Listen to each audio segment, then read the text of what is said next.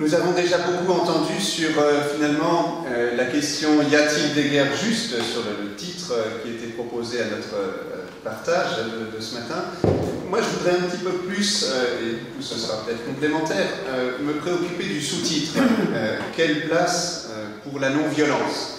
même si les deux choses vont ensemble, et je voudrais en parler à partir du point de vue qui est le mien, c'est-à-dire à partir d'une expérience pastorale et du contexte de nos églises, en étudiant peut-être de quelle manière nos églises peuvent être en situation d'apporter quelque chose à la non-violence ou de faire en sorte que nous ayons des personnes capables de juger dans des situations de guerre.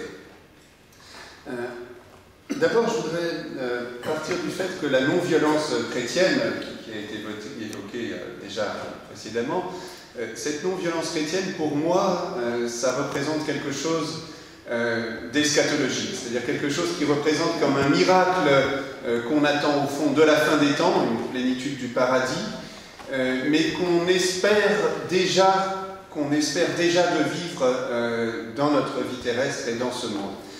Autrement dit, cet appel de la non-violence, ça a quelque chose de parfait comme idée, comme désir, et donc l'appel de cette perfection, on sait très bien qu'on ne la verra pas sur cette terre, et en même temps c'est toute notre quête de porter cet appel au milieu de nos engagements. Un signe de ça, c'est, alors, à un moment dans mes années de lycée, j'avais été conduit par une amie à beaucoup lire des textes de Gandhi sur toute sa démarche de non-violence. Et comme à la même époque, je lisais beaucoup la Bible, j'avais été frappé par le parallèle qu'il y a entre le thème qu'on trouve dans Ésaïe 11, par exemple, du loup et de l'agneau qui pourront manger ensemble.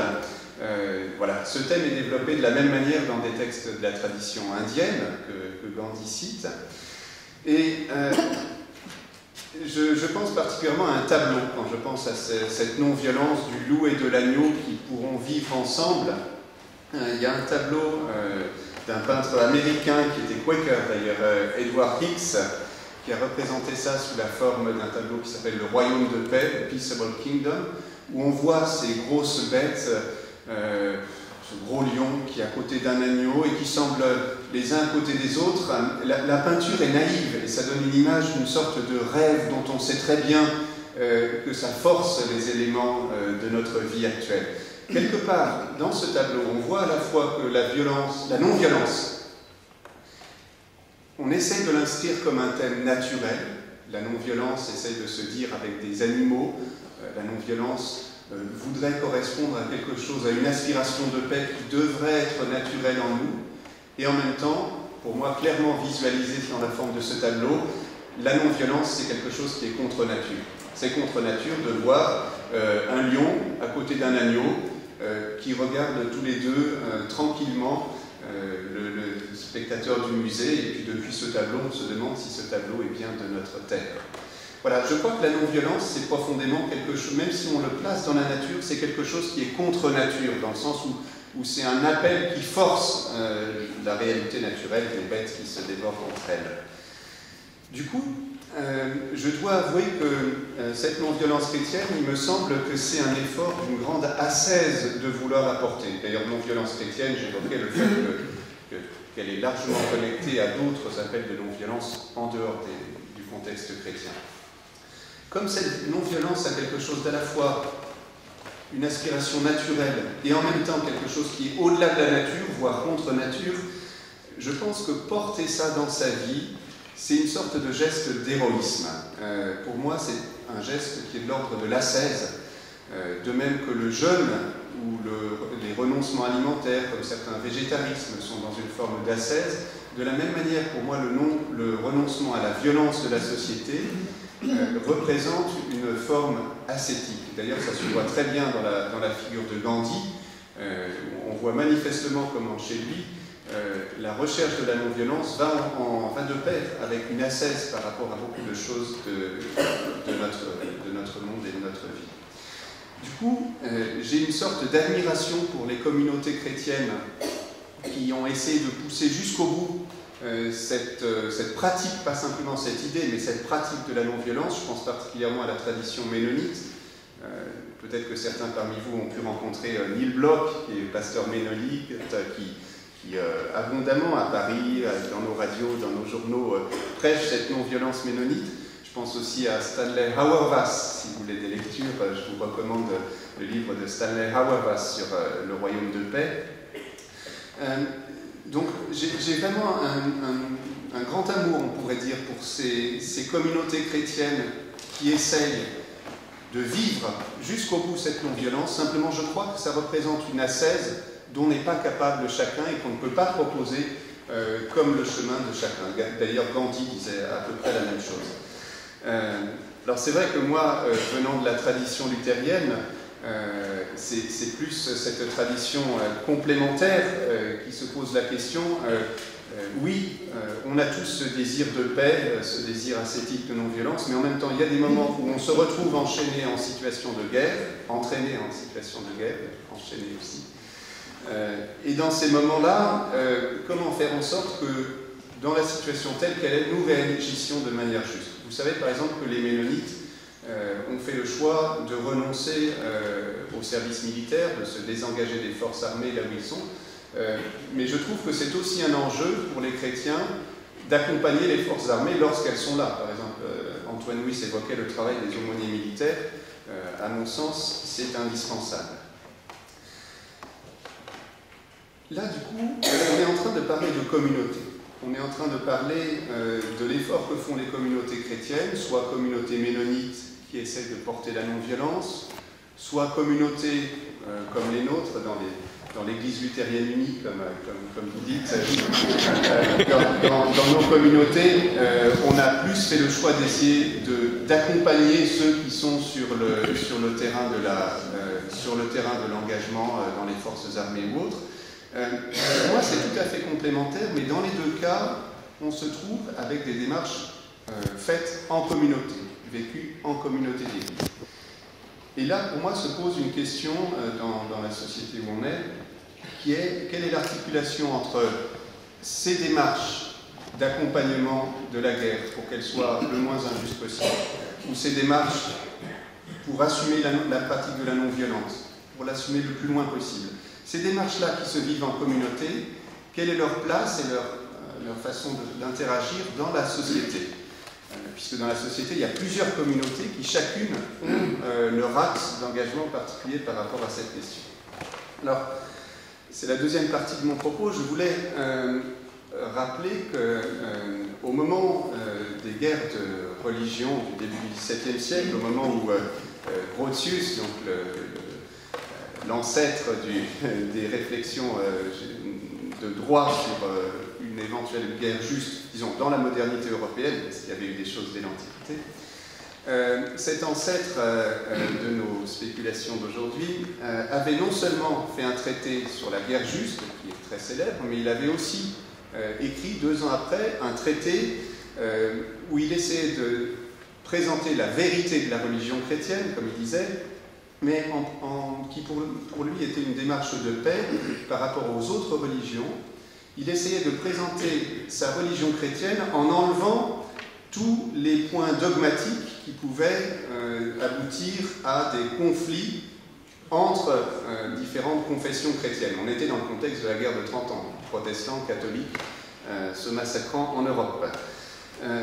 Sa réponse manifestement, donc à ce théoricien de la guerre juste, sa réponse concernant la place des communautés religieuses et de leur contribution à la paix consistait à penser qu'il fallait revenir, c'est ces mots, à une nature humaine à la fois rationnelle et sociale, nature humaine rationnelle et sociale, et pour revenir à cette nature humaine partagée, que chacun mette un peu en sourdine ses convictions dogmatiques. L'histoire devrait être racontée de manière beaucoup plus nuancée, mais comme lointain aboutissement de ça, on peut avoir une certaine forme de laïcité pratiquée où on imagine que la meilleure contribution possible à la paix publique ou à la paix internationale serait que les religions soient chacune assez discrètes, assez retranchées vers l'intériorité pour ne pas trop entrer en friction. Moi, il me semble qu'en arrivant au XXIe siècle, cette démarche du petit dénominateur, qui serait dans la nature humaine bienveillante en général, il me semble que cette démarche est actuellement en échec. Pourquoi? Parce que je pense que les jeunes qui naissent en contexte de laïcité trop forte, qui n'ont pas assez de repères religieux, ces jeunes-là, on les voit aller vers une recherche d'identité religieuse qui, au contraire, devient beaucoup plus violente que ce qui pourrait se produire s'il y avait un dialogue organisé des religions. Je pense aux jeunes Français qui partent en Syrie pour faire le djihad. Est-ce que vraiment ils sont au clair? Déjà, je ne sais pas, je ne connais pas dans le détail quelle est leur doctrine, mais je m'interroge quand même, est-ce qu'ils sont au clair sur les connexions avec, par exemple, la place de Poutine dans cette affaire syrienne? J'en doute quand même un petit peu.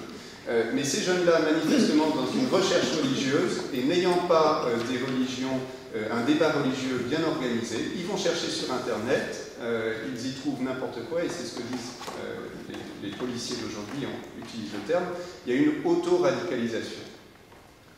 Ça, j'en parle de manière assez assurée parce que j'ai vécu ça avec un paroissien de chez moi. Un jeune paroissien que j'ai vu de cette manière-là s'auto-radicaliser, alors non pas vers l'islamisme, et il n'est pas parti en Syrie, mais auto-radicalisation chrétienne, où un jeune que j'avais accompagné au catéchisme, je l'avais confirmé, peu à peu je l'ai vu se radicaliser et venir à moi avec une vision du christianisme et de l'Église de plus en plus, où se mélangeait à la fois une sorte d'intégrisme chrétien, de certaines mouvances, je ne les appellerai même pas catholiques, parce que j'aime beaucoup l'Église catholique romaine et je n'ai pas envie d'associer ça brutalement au catholicisme. C'est des gens qui se revendiquent d'un certain catholicisme, disons. Et en même temps, on voyait bien qu'il y avait des thèmes de politique d'extrême droite qui se mélangeaient à ça. J'ai vu ce jeune revenir vers moi avec ses revendications. Et de semaine en semaine, il m'écrivait des emails. Alors j'ai essayé de l'accompagner. Déjà, j'essayais de le recevoir, je répondais à ses emails. Et de semaine en semaine, je voyais que sa lecture des choses et de ce que doivent faire les églises était de plus en plus intolérante, de plus en plus ferme. Donc j'ai vu ce que c'est qu'une auto-radicalisation d'un jeune par Internet, parce que dans ses emails, c'était manifeste qu'il faisait des copier-coller de toutes sortes de discours qu'il recevait sans capacité critique.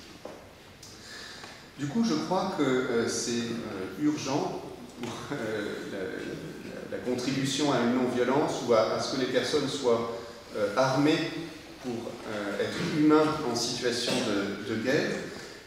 Je crois beaucoup plus qu'à une sorte d'effacement des religions. Je crois qu'au contraire, on est venu à un moment où il faut que les religions organisent leur dialogue dans la sphère publique. Et je donnerai juste un exemple qui me semble prometteur dans ce sens-là. Une inauguration d'une nouvelle église. Alors excusez-moi, elle est luthérienne, c'est pas pour revenir sur notre running joke. Je reviendrai. En l'occurrence. Dans notre Église unie, bon, il se trouve que je lis régulièrement les nouvelles de la Fédération luthérienne mondiale. Il y a quelques semaines, le président de la Fédération luthérienne mondiale, l'évêque Mounib Younan, qui est évêque en Palestine et en Terre Sainte, a inauguré une église sur le lieu supposé du baptême du Christ, près du Jourdain, donc en Cisjordanie. Et il expliquait que cette église, il voulait, d'une part, en faire un témoignage de ce que la présence chrétienne au Moyen-Orient doit rester possible. On sait que c'est toute une question, parce qu'il évoquait dans son discours de dédicace les destructions d'églises qui sont en cours.